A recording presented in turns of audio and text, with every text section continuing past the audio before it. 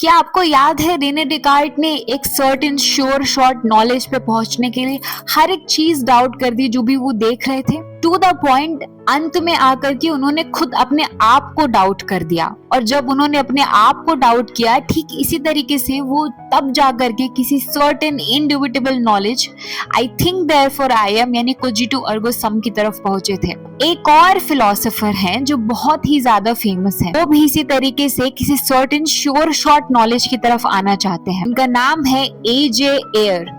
एजे air doubt नहीं करेंगे और खासकर अपनी खुद की सेंसेस को डाउट नहीं करेंगे। वो हमें जिस तरीके की नॉलेज हमारी सेंसेस देती हैं उसके ऊपर बहुत ही ज्यादा दृढ़ निश्चय रखते थे। उन्होंने अपनी एक किताब लिखी है द प्रॉब्लम ऑफ नॉलेज, और उसके अंदर वो एक कॉन्सेप्ट को प्रोपाउंड करते हैं। उस कॉन्सेप्ट का नाम है राइट टू बी श्योर, यानी जो कुछ भी मैं देखती हूँ उसके लिए मुझे किसी तरीके का जस्टिफिकेशन मिलना ही चाहिए, यानी the right to be justified.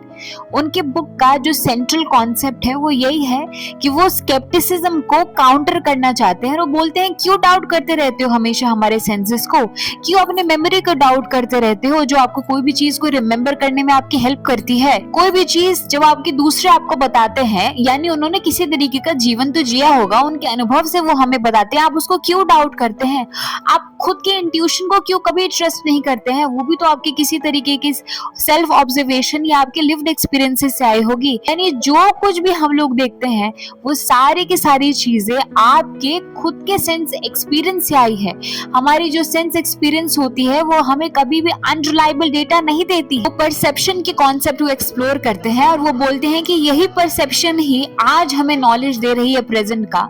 वो हमें हमारे पुराने अतीत को याद दिलाती है और यही चीज जो है वो हमारे फ्यूचर को भी हमें बताने वाली है। यानी परसेप्शन एक रिलायबल सोर्स ऑफ इंफॉर्मेशन है। वो लैंग्वेज को एक लॉजिक की तरह देखते हैं और वो ये बोलते हैं कि जो भी आपकी लैंग्वेज है आप प्लीज उसका एक लॉजिकल एनालिसिस करें, जिससे कि हमारे नॉलेज को एक स्ट्रक्चर मिल सके।